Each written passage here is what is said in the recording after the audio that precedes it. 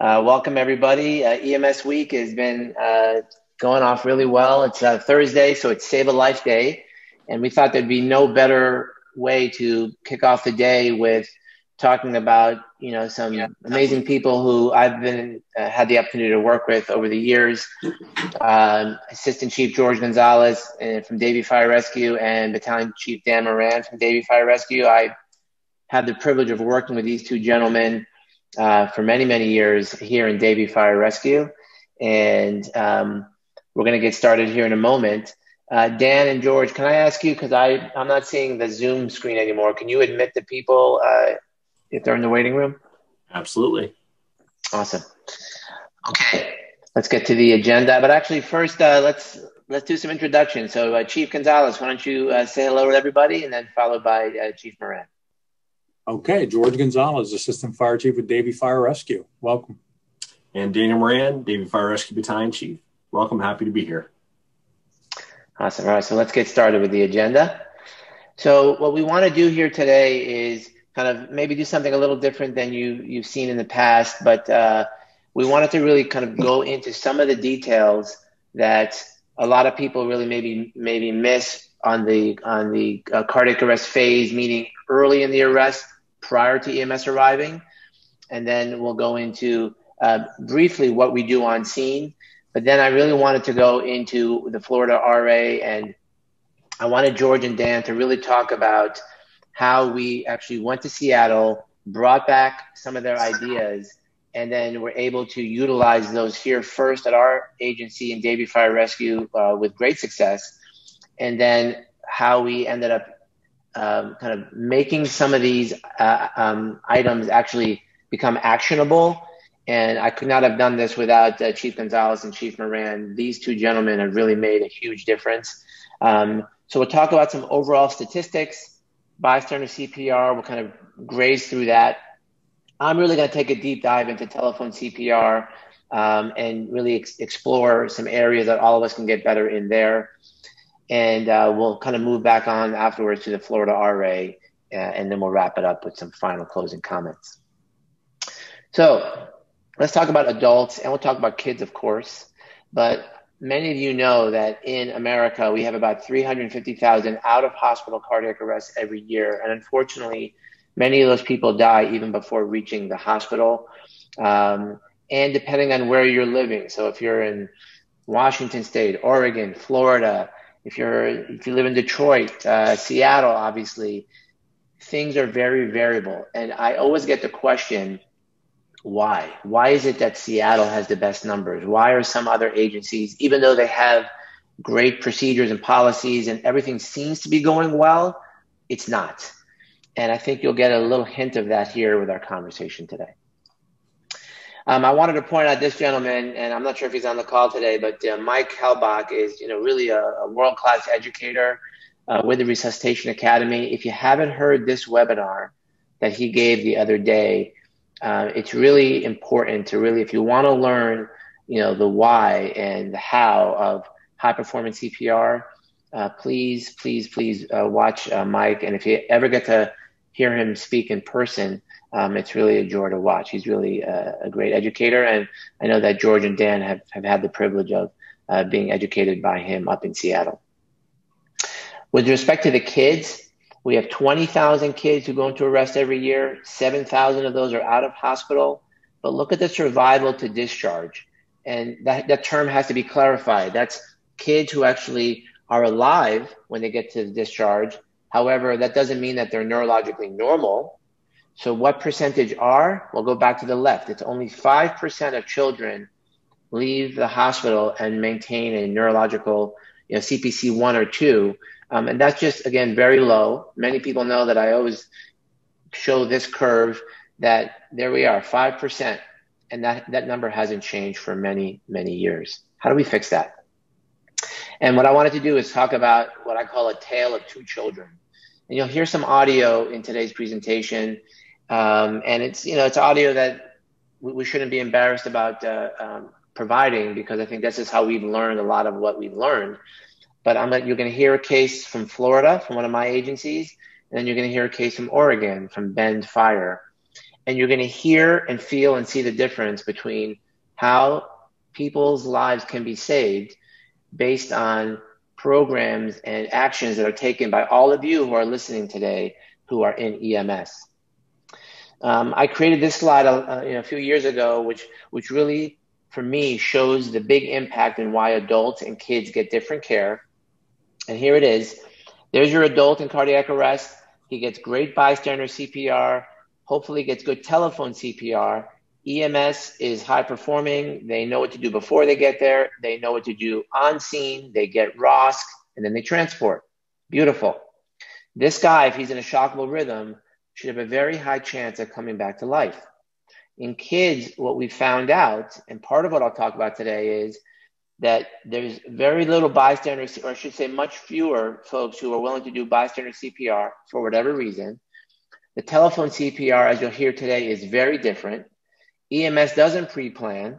We find the kid on the curb, they throw us the kid, and then we end up in the ambulance, kind of screaming down the street to the emergency department in full arrest. So I'm not going to get into this today, but for the folks who know me, know that this is kind of part of my mission in life, is to make these two things happen exactly the same. And you'll hear more about that later from George and Dan. So, the question is, would you prefer no CPR or any CPR? And do we have to reconsider how we train the lay public to intervene? So let's talk a little bit about that. We know from this study from Korea from 2018 that even before EMS gets there, lives can be saved. And so we're not going to talk much about bystander CPR except to show you this one study here. And you can see from this graphic that the survival with no bystander versus bystander with calling 911. So this is telephone CPR. The DA is dispatcher assisted, versus bystander CPR without dispatcher assistance. That person just knew that, that this person was in cardiac arrest and they needed CPR. So if you look at the arbitrage here between 13 and 3.5, you can, in your system, in your community, make a difference just by getting people to where the Seattle folks are, which is up here, where a lot of people have been primed since the age of 9, 10 years old to do the proper thing for people in cardiac arrest. So you have to start first with where is your community, and then you'll know, how much work you have to do. But starting at the bystander level and going and doing these community fairs, in my opinion, that's not the way to do it. Too many people, right? Because if you have 100,000 people in a city, you have 100 cardiac arrests a year, only 50 of which you'll work, right? Should you train up 100,000 people to save those 50, or should you go somewhere else to do it? And today we'll talk about the somewhere else. And so, I always like to play this video because it's people laugh at it, but in the United States, we talk about calling 911, but what if we have it all wrong? What if we're teaching people the wrong thing? So watch this video and see what they do. This is in Bangkok, and how they get this kid back to life. Are you guys hearing the audio?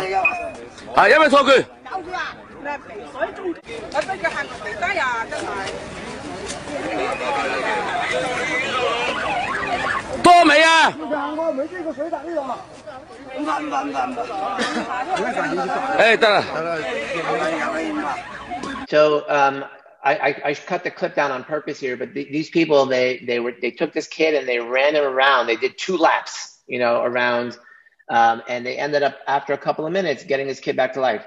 Literally not one chest compression was done. They just did something. And so maybe we need to retrain how we perform or how we teach the bystander. That's for another day. But kind of jokingly, I say that, in America, it's 15 compressions and 2 breaths. Maybe we should start doing 50 compressions and 2 laps. But, all joking aside, we have to fix the bystander piece of this. But again, that's not the focus for today. I wanted to focus on telephone CPR because I think the telecommunications center is where it's at. That's where the money's at. And I was very privileged to spend time with a team of people that was led by Ben Brabro from NHTSA. We went to Washington, D.C. We put together something called Cpr Life Links, which talked about telephone CPR, and high-performance CPR. So I want to go through some of the items that you may or may not have heard of with respect to telephone CPR, which has 3 stages. Number 1 is the person who's just called you, or are they in front of someone who is in cardiac arrest? How do you make that identification? That's not an easy step, but that's stage number 1. Then stage number 2 is actually giving CPR instructions and making actually them quality CPR instructions. And then phase 3 is once you start, how do you continue? These 3 bullet points may seem very simple, but I will tell you that if you simply go and listen to the calls from your agency, you will recognize that bullet point number 1 is the hardest. Bullet point number 2 may seem easy, but it's not. And then 3 is the big pediatric dilemma, where people will start, but they will immediately stop. So I'm going to go through these things and give you some examples of where the problems are, and then what you can do to go listen to these. What you're going to hear when you go into your comm center and you're going to say, hey, we want to fix telephone CPR, they're going to say, we don't have enough staff to listen to all these calls. We don't have the time. We don't have a medical director. Are we exposing ourselves to liability? I got to hire more people. That's going to cost me too much money. And is this really in the scope of my practice? So you should know immediately that if you're going to take what we're going to give you today, and we'll give you everything we have, and you're going to go into your communication center, be prepared for a little bit of pushback unless you can actually demonstrate the problem and that they can actually fix the problem. Let's go to stage 1, which is identification. Very, very simple, but this process that we call no-go, believe it or not, doesn't take place around the country. Let's go through what no-go means. First question is, and this is again after you ask the patient their name, their telephone number, the address, all that. Now you have to get into determining, is this patient in cardiac arrest? Question 1, is the patient awake? Can you wake them up? No. Are they breathing normally? No. And go, start CPR. So if you can get, if questions number 1 and 2, are no's, then you have a go. This is recognition. Now you may say to me, Pete, this is simple. I can do that in 10 seconds, but you can't. And it's very hard to do, and you'll hear some reasons why in a minute. So here is a great audio, and I stole this from Mike Levy in Alaska, of a guy who calls up, and his mother is in cardiac arrest, and take a listen of how this goes really well. New. The house or apartment? The house? Yes. And what's the emergency? My mother's not responding at all right now. Are you with her? Yes. Is she awake? No. Can you wake her up? No. Is she breathing normally? No. I need you to get her on the ground. We're going to start CPR. Okay. Okay. Let me know when she's laying her back on the ground. That was done beautifully, right? But they all don't go that way. And so we're gonna go through what the American Heart Association in 2015 put this together, and let me just kind of simplify it. Recognition, which is the no part, should happen in 1 minute, 60 seconds. Then you get another 60 seconds to actually start CPR. I could tell you that in Broward County, and I got to give a lot of credit to Jim Roach. He's a medical director here for the largest agencies here in Broward County. Our average time in Broward County, when we actually went to measure this, was 5 minutes to hands on chest. 5 minutes. And there's a lot of reasons why. Let's go through some of those reasons. Some of the challenges is that there's a lot of unnecessary questions. These questions are found nowhere on a computer screen, nowhere on a card. They just questions. And so take a listen to some of these issues. Hello? 911. Hello? Hello, can you hear me? Yes, I can hear you. Okay, 911, what are you reporting? My grandfather is on the floor. He's conscious. He's not responding. Okay, how old is your grandfather? 82. Okay, and are his eyes open? His eyes are open. Barely. Okay, and he's not responding to you at all? He's not responding at all. Okay. How's his color look? At this moment, it looks normal. Okay, how is he breathing? Can you see his chest going up and down? He's breathing. His mouth is opening up, and he's slowly breathing. Okay. Does it seem like it's normal breathing? No, it's Shallow? shallow, yeah. I'm gonna stop there because then I can see that my chiefs are squirming because we've heard hundreds of these calls, and every time I get an email saying listen to this call, I'm like, oh God, am I gonna have to listen to this call? And we hear these types of things over and over again. What about how it's done correctly? Emergency, police, paramedical. With the medical transport, caller, start with your location. Okay. We gotta get him out of the car. Is he conscious? No, he's not conscious. Is he breathing normally? Leave his head back to his airway. Is he breathing normally? No, not really. Okay, then you need to get him out of the vehicle and lay him flat on his back because it sounds like we need to start CPR. Boom. Perfect. That's the way it's supposed to be done. Okay, so now that's recognition. Believe me, you could spend a year in your dispatch center talking about recognition alone. Go collect your data, and please email us and let us know how things are going. We would love to help you. If you need help, please reach out to us. Now, I just wanted to go into stage 2, so CPR instructions. Believe it or not, you have an option. If you use priority dispatch, which we use here in Broward County, they give you 3 options. You can say, the medical director could say, I want 30 to 2 for everyone. I want 600 compressions and 30 to 2. Or I want hands only indefinitely. You, the medical director of dispatch, have to go and tell them what. We have chosen hands only indefinitely for 8 years and older. So once you get to hands only indefinitely, which I presume most people would pick, you have to then pick which age group you would like to do. So know that and go check what your agency, what your communication center is doing today. Now, would you be surprised to know that no matter what you pick, there are ventilation first protocols that are there that you have no choice over. So if it's pediatrics, allergic reaction, drowning, and the like, hanging, you will end up getting ventilations first. And so just understand that how these systems are set up is sometimes you have control over it, but oftentimes you don't have control over it. So know what you're dealing with when you're dealing with some of these systems that are out there to help us get these people back to life. Okay. A lot of times the caller will have problems. Can't get the patient flat. I don't want to do ventilations. We have a big problem. We found where the patient is prone. They're on their stomach. What do? The lady can't get the husband over. We're not talking about doing CPR through the back, right? That was a big push. It's still hard to kind of convince people, but if we have no choice, we have to get them to do something. Do CPR while they're sitting in the chair if you can't get them out of the chair. How many chances do we give people before we say, you know what, let's just do it sitting up. Let's just do it on their stomach. These are all things that you have to go into your communication center and discuss, because believe it or not, these are not obvious, and the objections or the issues are the ones that you'll have to kind of do a lot of QA on. Let me take you to the pediatric side of the house here.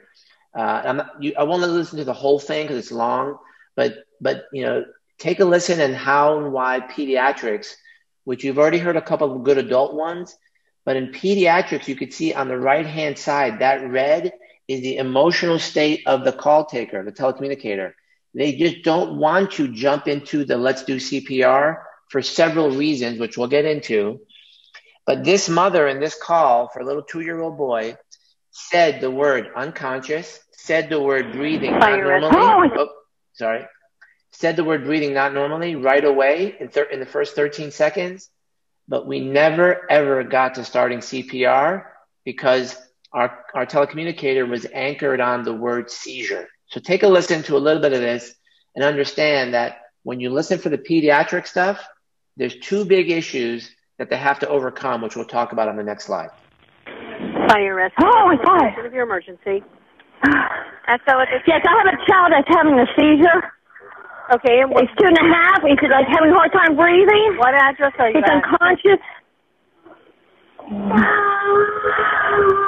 What address are you at? What's the address here? Okay. Wait, we're just here visiting. Quiet, stop. While we're talking. How old is that child? 2.5. 2.5? 2.5. Okay. Yes. Does the baby have a fever? Quiet. Huh? Does the baby have a fever? No. He was on the potty, and he was mad because I told him he had to go, and he just started having a seizure. Wyatt, breathe. Okay. And is he still shaking right now? No, he's like unconscious, and he's not breathing. Okay. Is he breathing at all? Please, hurry. No, I'm not feeling anything coming out. Okay, what I need you to do is get him flat on his back on the floor. We're going to try to do CPR until they get there. Can you get him on the floor? Are you? Yes. Okay, are you still in the bathroom? No, we're on carpet. I'm sorry, you're outside or you're on the carpet? No, we're on the carpet. Okay. I said carpet. Okay, it's just kind of hard to hear you with the background noise. Is your door unlocked? Yes. Okay. Wyatt, come on. Okay. Come here. Wyatt. Is that the Wyatt baby that's crying or no, he's not moving? No, that's another baby. Okay, so I'm going to stop there. So you saw all those check marks. Basically, she thought about going into CPR, then she started asking all these other questions, and then ended up never getting to even one hand on the chest. We ended up getting there and doing 45 seconds of CPR. When we did our first slope when the monitor was charged, he was in VFib, and we got him right back to life. But unfortunately, he developed cerebral edema from the prolonged hypoxemic event to his brain, and he ended up passing away 36 hours later. So look at the importance of, why lay CPR is important. Telephone CPR is very, very important. And then, it doesn't matter how good your EMS CPR is, because if what comes before you isn't working, you're not going to have a good outcome. So that's important. So now we're going to go into stage 3, which is CPR coaching. And then I'm going to throw in a little plug for the metronome that we just built. But, getting to start CPR and actually continuing CPR is not simple. And when you listen to the calls, you recognize that it's very difficult for them to continue the CPR because it's a tough skill. So take a listen. So actually, I thought I had an audio here, but you'll hear some of this at the very end. I have an audio at the very end. But how they're trained is, good job, keep going. And then they have them count to 1, 2, 3, 4, 1, 2, 3, 4. And this is the way that they're being trained. So I would love to see in the chat, if anyone can put in the chat, just because I'd love to hear it. How many people here have a metronome in the 911 center, that as soon as the 911 call taker is actually doing this, they can say, follow the tone. I know that Tom Bouthillet and Hilton Head, they actually just put it up to the phone, but I'm actually looking at the chat to see if anyone else does that. Surprisingly, Marin County, thanks Carrie, has a metronome. You'll find that it's not a common thing to do. So I'll throw in a little plug, and I'm going to start this audio, and you're going to see here that a metronome is key to actually having getting this going. So here's a quick, easy metronome. And if you're on the phone and you're listening to this, or if you're on scene doing this, you can see here that ventilate. You can go 15 to 2, 30 to 2. I know many of us do continuous. And so what I want people to know, and you can use the QR code to get a demo of that, but make sure that you have some kind of metronome in dispatch. I think that should be the future. Unfortunately, we don't have those things today. Okay, let's talk about the pediatric issue, which we talked about. There's 2 hurdles that the call taker needs to get over. Number 1 is starting CPR, and then number 2 is continuing it. You guys may know Bodie Miller. He is an Olympic skier. His 19-month-old daughter fell into a pool. Take a listen to the audio where they actually start CPR, but then he comes in and says, I feel a pulse, and listen to what happens. Keep breathing. Here, hold on. Is this encoded to contact?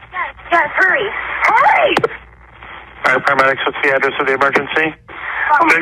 What city? Encoded to contact. Okay, what's the emergency there? Morgan. What is the emergency there? Get him. Anybody? What is the emergency? fell in the pool. The baby fell in the pool. No, don't stop him. Okay, paramedics are on the way. What's the phone number if they need to call you back? Baby out of the water? Yes. Okay, how old? 19 months. Okay, is he breathing? No, a little girl. Okay, is somebody there that knows how to do CPR, knows how to do rescue breathing? We're trying. Okay. Does she have a pulse? She's... Come on, keep going. Okay. Does she have a pulse? Her pulse. Okay, are you doing CPR or do you need me to coach you through it? Wait, coach me through it, please. Okay, get the baby on a firm, flat surface. Yes. I know CPR. I have a small pulse. I have a small pulse. Okay, if she's got a pulse, do not do CPR, okay? Okay, that was the problem right there. Remember I told you they don't want to start, and when they start, they end up stopping prematurely almost every single time. I've heard enough of these calls to understand that we had to go into dispatch and say, if the patient's not conscious and not breathing normally, you start CPR. No questions asked, even if it's tough mentally. And when you start CPR, I don't care what they say, you're going to continue, right? If you do these two things, just these two things, you can get more kids back to life tomorrow. That's simple, right? Instead of going and trying to teach the whole community, go to the 911 center and do it. So when you want to look at the differences between adult and kids, it is drastic.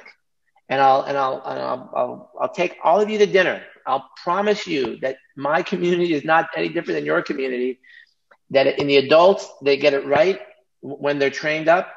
But in the kids, you have to get that a little additional training of kind of that emotional thing to say, let's get to the green, get to starting CPR and then don't stop. So if they're unconscious and breathing and not breathing normally, start CPR, period. And then point number 2 is once you start CPR, don't stop CPR.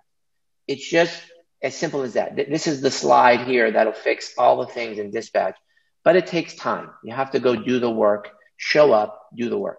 All right. There's openly available QA tools that you can actually go and start to evaluate with pen and paper. Have the audio, get the calls into a folder, and start to listen. This is Palm Beach County. What we did, we started very rudimentary. We just created a spreadsheet and we said, how fast are we getting to this point? And we started to get a total. This is how we did it, rudimentary. Now we're in CARES, which I know Dan will talk about in a little bit. But with CARES, if you're on CARES, there's a dispatch module. And basically, you go in, there's 5 questions. 3 of them have times related to them. Start to plug in the times to recognition, to instruction, to hands-on chest. And next thing you know, you can get this, a quarterly report from your system, from your community, from your state. And then you can compare yourself to Mike Verkest, and you can compare yourself to Tom Bouthillet, and all these people in different places to say, how are we really doing? And can we get better? What is our true bystander CPR rate? Which is really determined by, can the telephone communicator actually get CPR to start? It has nothing to do with what happens before the phone call. It's all about after the phone call. So just going back to CPR Life Links, there's a TCPR CQI, there's the data, there's the reporting, there's the feedback, and then there's the training and the retraining, just like high performance CPR. Think of it like a whole separate arm of your cardiac arrest pathway that cannot be just, we have a 911 center. It doesn't work that way. If you really need help with this, Julie Buckingham, and I know now Tom Bouthillet, I believe is joining that. Tom will have to get off mute in a minute and tell us if he's, I believe, Tom, you're doing this now. You want to unmute yourself, Tom, if you're there? Yep. Hi, Peter. Thank you. Hey, yeah. Are you part of this section now? Yeah, I don't start until July 1st, so I don't fully understand what my role is going to be yet, Peter, but I'm going to be working with the pre-hospital team at RQI, and I'm hoping to get the word out about RQIT. We've had a really good experience with it here at Hilton Head. I just spoke with our dispatchers today because it's EMS week, and they said it's some of the best training they've ever had. Perfect. All right, so I'm going to make sure that people know how to get in contact with you as well, but this is very, very important. I'll keep moving on, but Tom, thank you for jumping in for that. And maybe you can put your information to everyone in the chat. All right. Before I switch it over to my amazing colleagues, I'm going to talk. I want you to listen to how it's done correctly. When you have people who know what they're doing and spent the time, this is what happens. So this is an 8-year-old who goes into cardiac arrest. Take a listen. 911 with the. Oh, I just screwed that up. Hold on. 911 with the address, the emergency. We need you to come. Our daughter is not breathing. What's the address? That's deleted. Okay. What's the phone number you're calling from? Okay. Now take a listen okay, here. Tell me exactly what happened. She's been sick. She was downstairs taking a nap. She threw up, and we went down there to check on her, and she's not breathing now. Okay, I'm going to tell you how to do CPR. Are you with her now? No, my husband, yes, me and my husband are with her, and my husband's trying to do CPR. Okay, so I'm going to tell you how to do it, okay? Get her, lay her flat on her back on the floor and remove any pillows. Listen. Listen to, are you hearing me? I'm hearing you. Okay. If there's a defibrillator available, send someone to get it now in case we need it later. No defibrillator. Okay. I'm just giving her chest compression. Okay, so lay her flat on her back on the floor and remove any pillows. Okay, she's on her back. Okay, so place the heel of your hand on the breastbone in the center of the chest, right between the nipples. Put your other hand on top of that hand, and pump the chest hard and fast, at least twice per second and 2 inches deep. Okay, I've got it. Good. Just keep going. I'm going to count out loud so I can count with you, okay? Let the chest come all the way up between pumps, and we're going to do this 600 times or until help can take over. Okay, get someone here. They're already on the way. This isn't delaying help. We're going to keep her going until they get there. Okay. 1, 2, 3, 4. 1, 2, 3, 4. 1, 2, 3. Okay, so for the sake of time, I'm going to show you what the outcome was here. This was an amazing story in that, you know, this girl ended up getting not just CPR by telephone, but she ended up getting 40 minutes of CPR in the house from Bend Fire. So you heard the amazing CPR on the phone, and then the father wrote on Facebook to the first responders, my family's undying thanks for never giving up on my daughter. And so kudos to Bend Fire, but also kudos to that telecommunicator. My God, how the way she did it. And you see that they went to a local hospital, then flew her to a children's hospital. She got 7 counter shocks until they got her out of her VFib. I believe she ended up having Brugada syndrome, so a channelopathy. But, you know, there are people in EMS who went into dispatch and said, we are going to make this better, and this is why. So Peter Hosick, kudos to you and your entire team in the communication center. Telecommunicators save lives along with EMS and, of course, the hospital after that. So thank you, Peter Hosick. So I am now going to switch this on over to my amazing colleagues, Dan Moran. So Dan, I'm going to stop sharing. We'll get back to that QR code in a little bit. So that way you guys can get some CEUs for today. But let me pitch it over now to Chief Dan Moran and Chief George Gonzalez, who are people I've worked with for many, many years now, 11 years. And go ahead, guys, take it away, and let's hear about the great work that you guys have done. You're on mute. Can't hear you, Chief. Chief. Okay, how's that? We got you. I'll start over again. Thank you so much for having us, and it's easy being an assistant chief working under you, that's for sure. It makes life a lot easier. We're going to talk a little bit about the Florida Resuscitation Academy, but really we're going to divert a little from there and then just talk a little bit about what we did here in Davie Fire Rescue. And this is what came out of what we originally started and how we were able to change our outcomes in this whole process. So, you know, the conversation is always these questions, you know, why does this training matter? You know, why are you even here on this call? And what is your why? Why do you do what you do in pre-hospital medicine?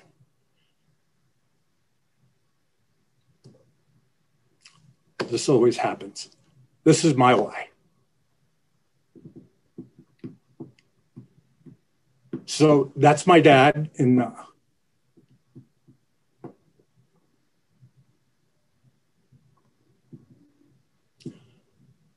1982, he suffered a sudden cardiac arrest and at home.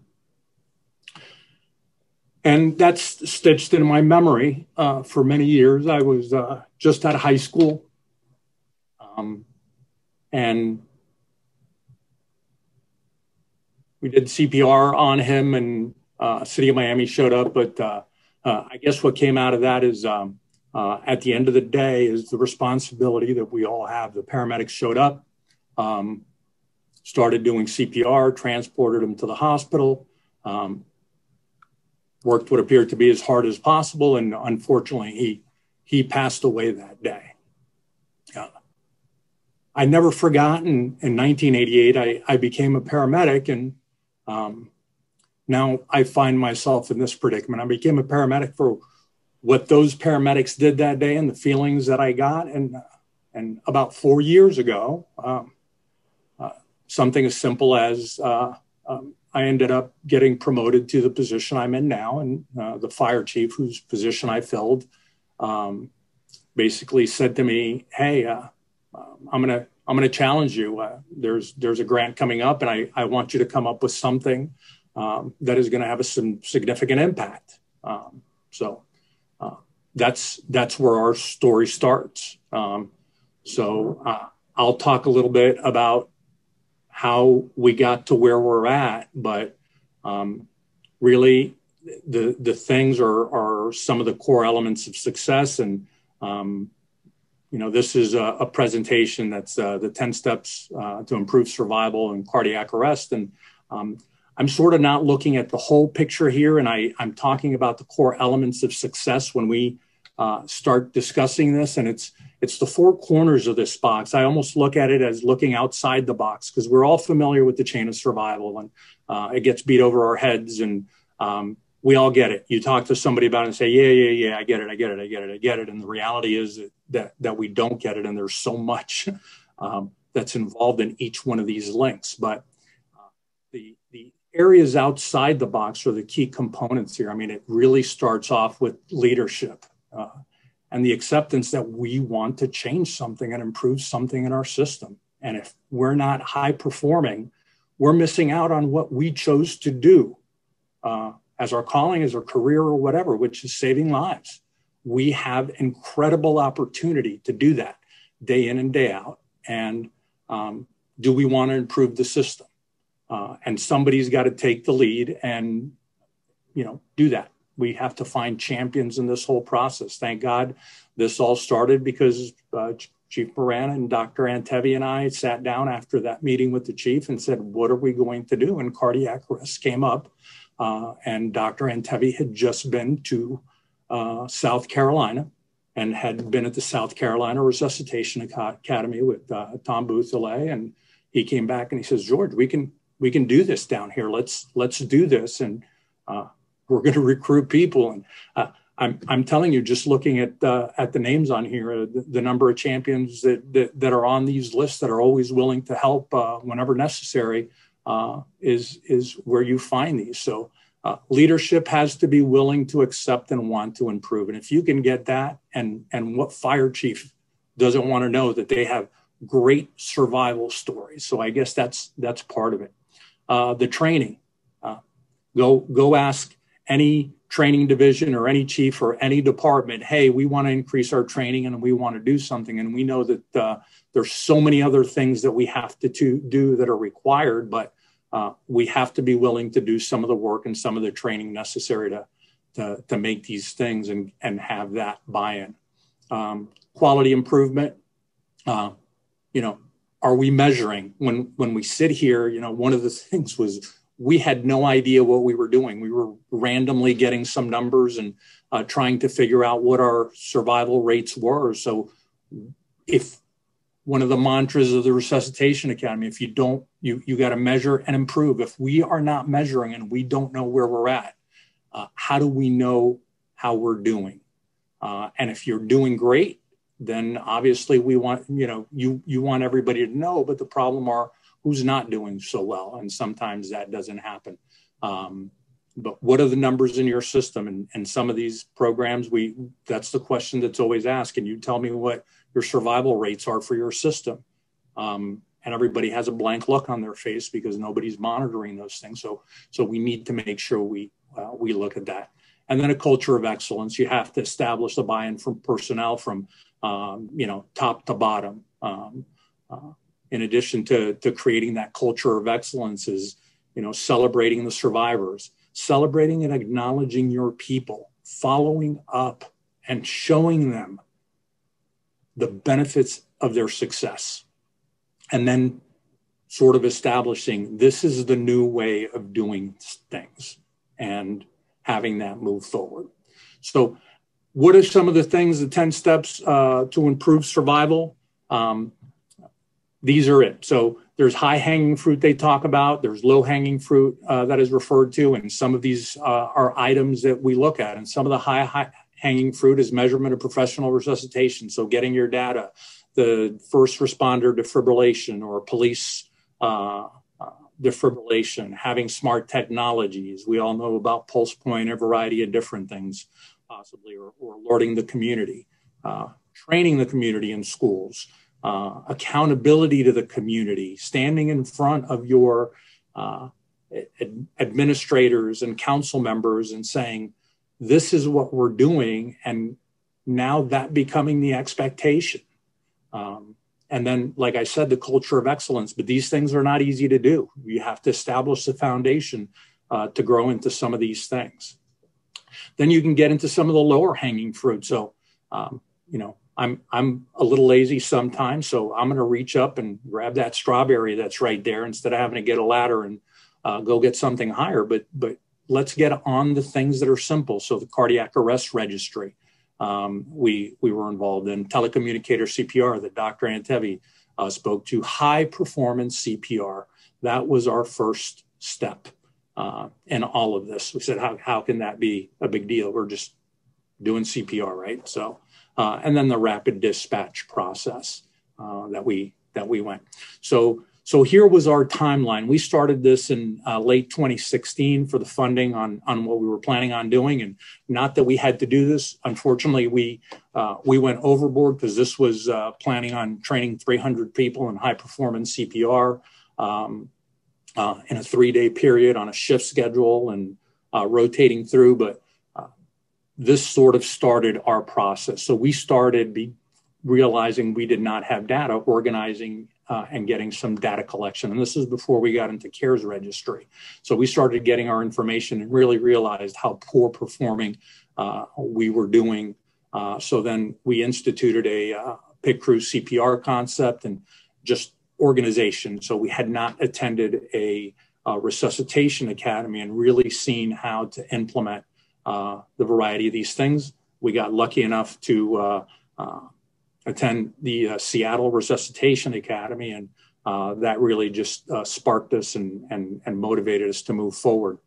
So we came back from that and we realized what high performance is. And I like using the theory of everybody can ride a bicycle, but everybody can't do a stage of the Tour de France. Well, the CPR is CPR, but high performance CPR, that's a different story. And we didn't have a clue. And I bet you can challenge anybody out there that doesn't understand the difference of high performance CPR and your crews. And they say, come on, CPR, we know what we're doing. This isn't, inventing something new. No, it's not inventing something new, but it's learning how to do things differently. And that high performance definitely makes a difference. So we implemented this as part of the ACLS as we had that coming up. So we said, we're going to institute this process. And now the expectation changed to PIC crew CPR, high performance CPR, and feedback on this. And we'll talk a little bit about that. Later on, we instituted, so it was, steps at a time. We instituted CQI and code stat reviews. So we started reviewing our cardiac arrest. We joined CARES in early 2018.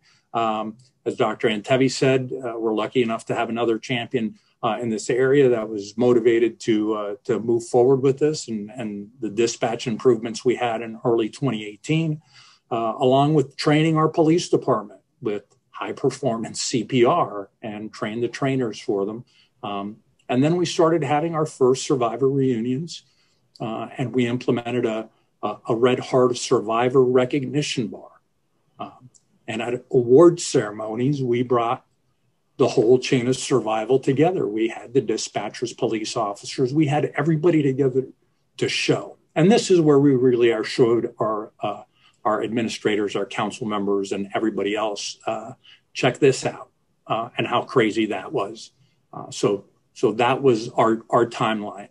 This isn't something that is easy, and I'm not making it seem like it's easy. It takes time. Does not happen overnight, but every little change you make, you will see a difference. And that is what matters here, is one step at a time. You incorporate that, you put that into the process, it'll make a huge, huge difference. And that's what we just kept building on. The momentum just kept on going. At this point, we joke about it sometimes, is our people think they can resuscitate dead people that really cannot be resuscitated. They say, we can do it. So you change the culture in this whole process as we go through this. And again, one question was asked to me from my fire chief, and we're here, and we'll talk a little bit about what else we've done, but I'll let Chief Moran here, that's been sitting there, that thank God I have him as well, makes life easier, to talk a little bit about how we implemented some of these things. Definitely. Doesn't matter how many times we do these webinars or these presentations, you still hear that passion in your voice, Chief. I love doing these presentations with you. And I hope everybody else that's watching this can hear that passion. I think passionate people armed with data can change the world. So CARES really has a big impact on that. So we joined CARES, like Chief mentioned, 2018. We started importing all of our data to really identify where our strengths, where our weaknesses, where do we need to concentrate on so that we can keep improving our system. The bottom of the line from this entire webinar is we all need to improve our system of care. And that helps you do that, having that data. So with the data lookup, we found out that PD typically, very often, will beat us to these cardiac arrest calls.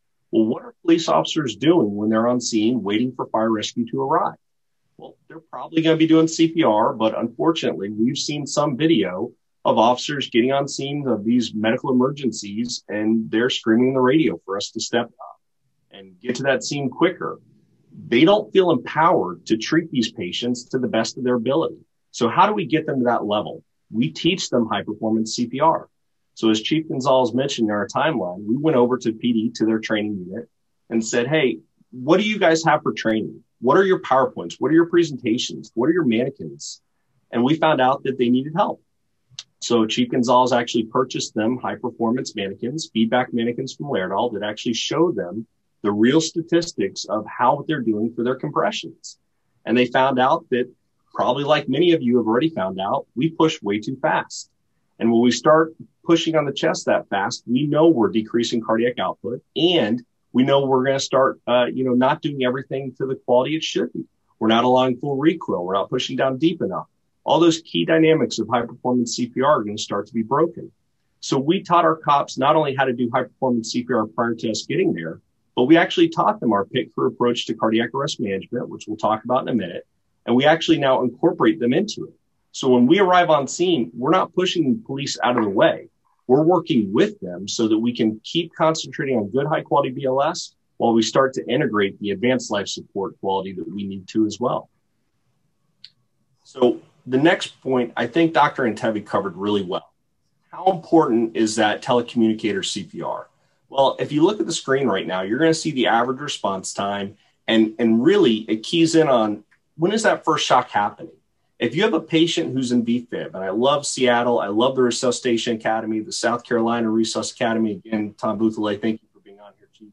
We start to look at these numbers and say, wow, if nobody's doing anything for up to 13 minutes before that first defibrillation occurs, how likely is it that we're going to get a neurointact survivor out of cardiac arrest? It's pretty low. So getting telecommunicator CPR involved, making bystanders become involved and do CPR prior to our arrival is so key. And to go back to Dr. Antevi's point, giving them, again, that empowerment also and that training of how important it is for them to start CPR and then control that compressions with a metronome is definitely going to be a key takeaway that we have to work with dispatch on. So this brings us really to that measure and improve that you've heard us say a few times today. Again, I can't thank Dr. Kunachuk, Ann Dahl, everybody up in Seattle, Dr. Sayer, everybody that really mentored us to learn what does measure and improve mean. And let's take it one step further and say, when should you measure so that you know where to improve on? And I'm going to break this down into 3 parts. We have the pre-cardiac arrest period, which you've already heard a lot of those elements. You have the actual during cardiac arrest, where we actually have our scene response. And then you have the post-cardiac arrest, where we're going to talk about CQI quite a bit. So let's talk about the pre-cardiac arrest. So what are we doing today? Well, you're attending a webinar. This is education. This is a part of the training to get better, to improve our system of care.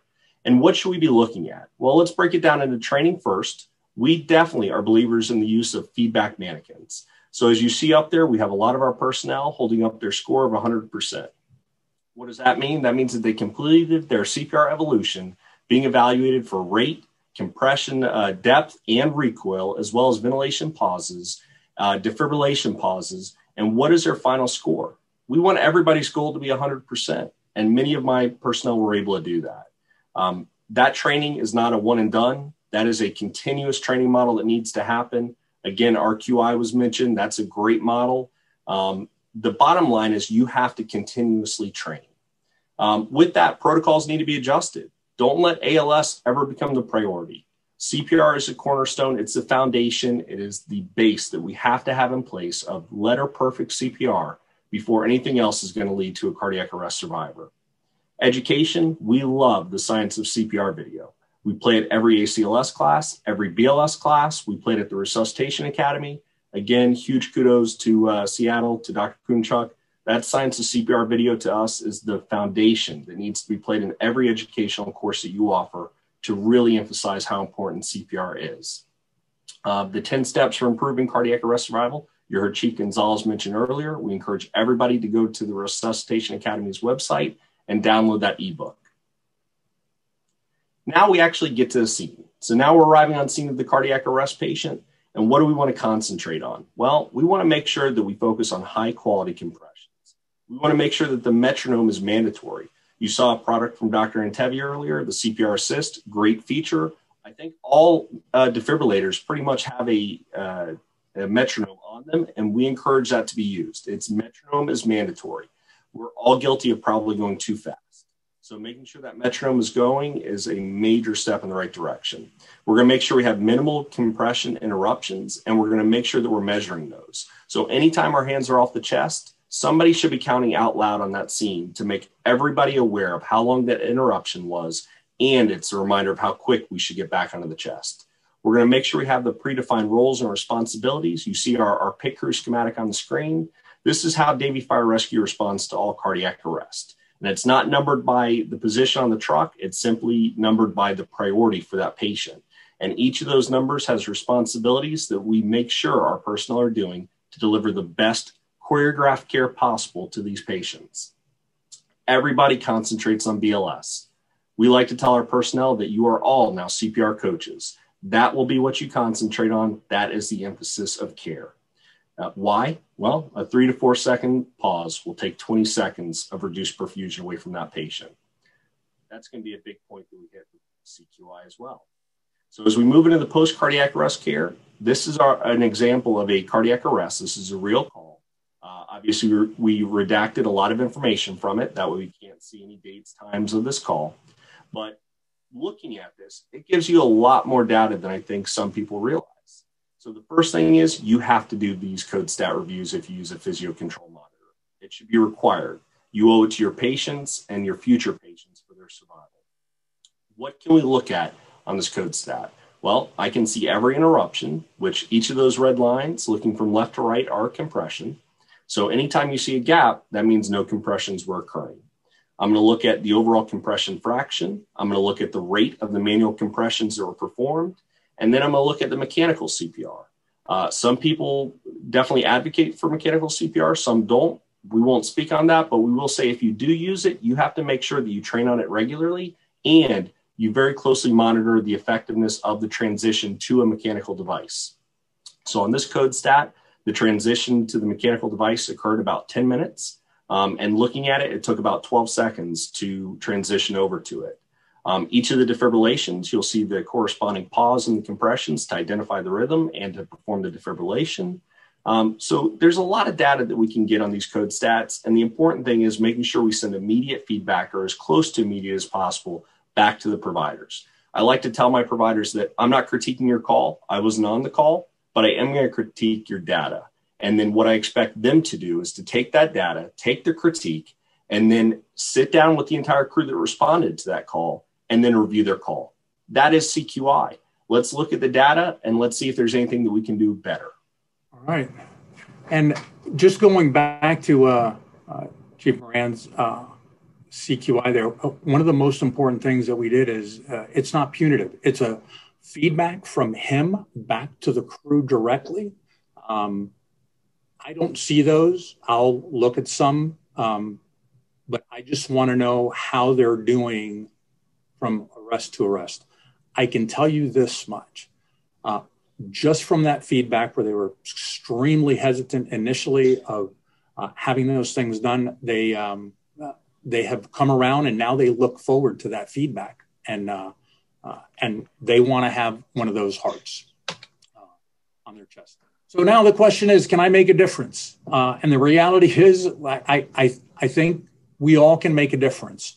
One step, one at a time, we can all make this done. This is where our numbers ended up after our first year and comparing ourselves with the initial data gathering we did with the Broward Resuscitation Council. We implemented changes that they had not implemented yet, and American Heart Association numbers in Utstein template, and we increased our survival, which was not 33% prior to this. It was, we probably brought that graph down some.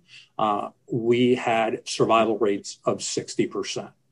And now after 3 years using our CARES registry, we can track all our numbers, and you're going to have ups and downs. But our new numbers on CARES with our Utstein survival, even post-COVID, and that's going from 2018 to 2021, we're at 54% with the Utstein Bystander CPR that we managed to sustain that. It is really a tribute to our crews, our personnel, on how they have accepted these changes. They take this seriously. You cannot show up and try to change something that they have done or that they are doing without explaining to them and having justified. And let me tell you, my hat's off. Every time we see a daily report that says another ROSC, and we're checking our numbers at the hospitals to see how they're going to do with CPC 1s and 2s, we are super, super happy. So I steal this little picture from Tom Boothole, not the specific picture, but a little bit of this story that I sort of converted. And let me tell you, you take things from brilliant people all the time. And this is a great picture. This is, if we all remember, Miracle on the Hudson, Captain Sully, you know, the hero, right? 150 people seating capacity in that plane. He ended up saving 154 because it was 150 passengers and 4 crew members and himself. So, I mean, I guess he saved the 155 and he was a hero. So when we start looking at these things, the reality is can we make a difference? And it doesn't take much to make a huge difference and be a hero on some of this. So the way I see it is if we can save 6 people's lives, and in a population that Dr. Antebi was talking a little bit about, for every 100,000 population, there's about 100 cardiac arrests, and you're going to work 50 of those. And the average is about 1 neuro intact survivor a year to 1.5 a year. If we can increase that number, we can just say by making some of these changes, you save 6 per 100,000 a year instead of just 1 by implementing these changes. At the end of a 25-year career, we're all Captain Sully in a certain way. So can we make that difference? There's no question. And this is what really matters. Yep. We talk a lot about data. We talk a lot about rates and ROSC rates. Let's actually talk about what matters. It isn't about ROSC. It's about hugs. Tell me how many people you have hugged post-cardiac arrest. Somebody that you were doing CPR on that later came back to the station. We have our speaker in the first picture, cardiac arrest survivor. The next picture to the top right there is the full chain of survival. That's bystanders, PD, the patient, all of our team that resuscitated that gentleman. Obviously, we have the hug. We have even a hospital visit where we were able to meet a survivor. And that red heart you see in the bottom left, Chief Gonzalez mentioned earlier, that's what every provider gets when they have a survivor. So every time that they produce a survivor, they get one of those red hearts for their uniform. Bragging rights. Again, we are so proud of them and we want to recognize everything that they did. I think this is a perfect way of doing it. You know, EMS Week, Save a Life Day. Thank you everybody on here for what you do every day for EMS, for all of your community, for all of the patients that we deliver care to. This is what it's all about. This is what this webinar has been about. And this is our why. Yes, thank you so much. I just want to put a little plug in. We had the Florida Resuscitation Academy coming up as a pre-conference to the Eagles First There, First Care conference that is held down here at the Seminole Hard Rock on June 14th from 8 to 5. If you can make it down here, it's a great event. It is really a lot of fun, a great day, a lot of fun. And then the Florida Resuscitation Academy, what us starting something simple turned into is, remember I mentioned about champions. We were able to get buy-in from the EMS for Children group, from the Department of Health, the state medical director, the Medical Directors Association, the Fire Chiefs Association in Florida and in Broward County and all these other different areas that are all motivated to get this done and to change the landscape in Florida. These events are outstanding. It's grown beyond our belief. We're actually flying up to Pensacola on Sunday over in Fort Walton Beach area to do another Resus Academy that the Department of Health has taken. So if you're in Florida, you can touch base with Tom DiBernardo, who is managing a lot of these things, and we can get one of these brought to your area so we can do some of this training and help save some more lives. Thank you so much for listening. I really appreciate it. And Dr. Antebi, thank you so much.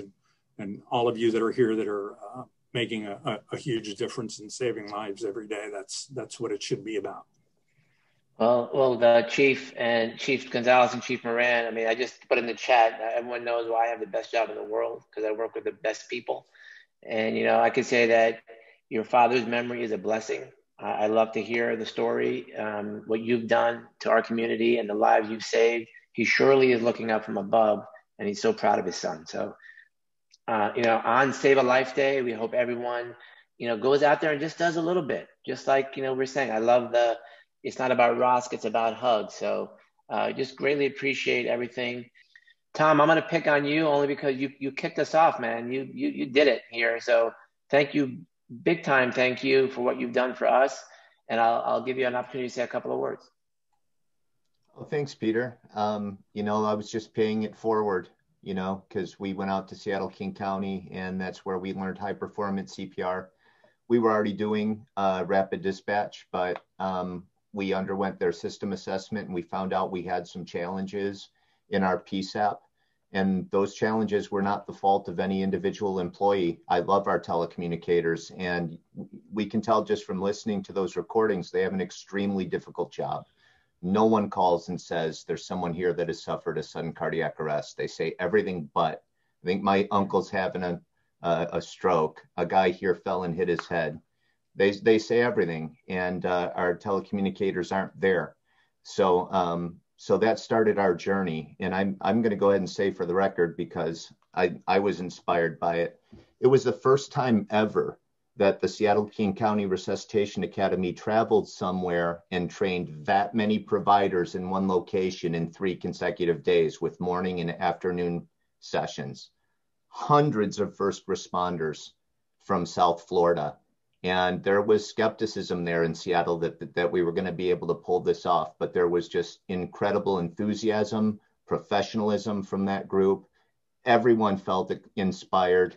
And to see what's happened in South Florida since has been just absolutely inspirational to anybody that cares about sudden cardiac arrest and cardiac arrest survival.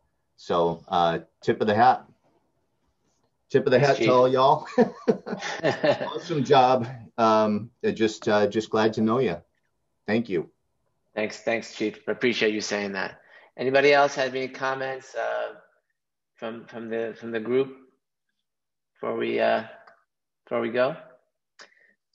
All right, we will have this recording up on the web, I'm sure. You can get your CEUs from that. And again, thanks to all of you. Chief Gonzalez, Chief Moran, I love you guys. You guys are the best. And for everyone else listening, thank you guys for joining us, taking time out of your day. Thank you for what you do. I'll speak for all the medical directors in the world to say that you guys do the real work and you guys are our heroes. So have a great rest of the week for EMS week. And tomorrow, do something special for those people who are on the front line. So thank you all. Brooke, did you want to say something? Or maybe Brooke just unmuted on purpose by accident. All right. Bye, everybody. Thanks.